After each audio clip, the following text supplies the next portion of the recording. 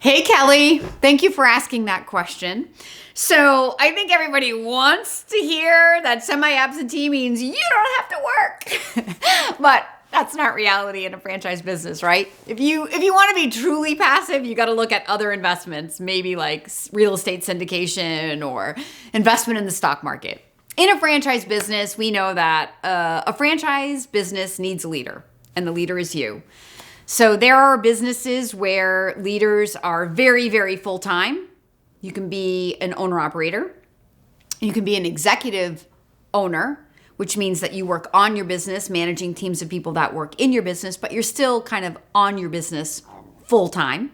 Then you can have a semi-absentee owner, which is probably starting out somewhere between 10 to 20 hours a week. And then as you get the right people in place and you feel confident in your leadership skills of them, such that even when you're not there, you know that they're still going to do a good job for you and run your business, then you can scale that back.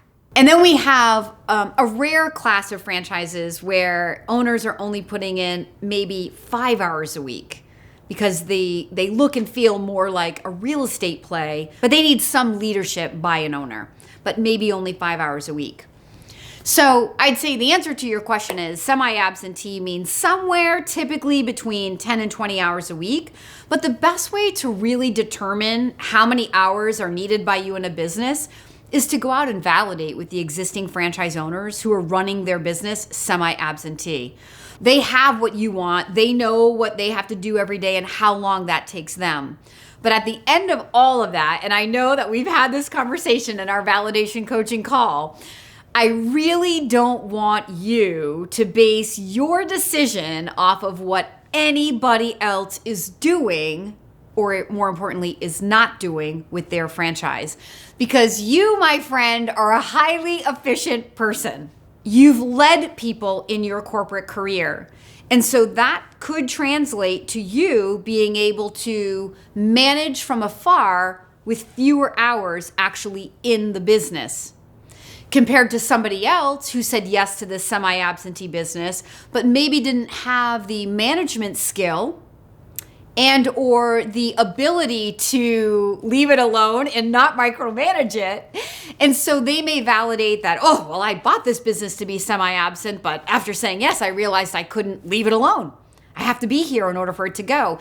And sometimes that's a function of we as owners being our own worst enemies.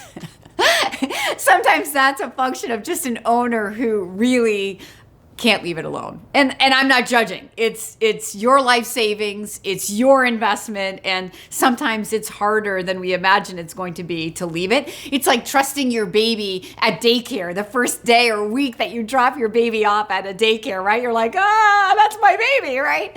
And that's sort of how it feels in a franchise business to a lot of semi-absentee owners. So it is the culmination of the validation. It's multiple people that you talk to that can validate to you what a semi-absentee owner does and how much time that takes them.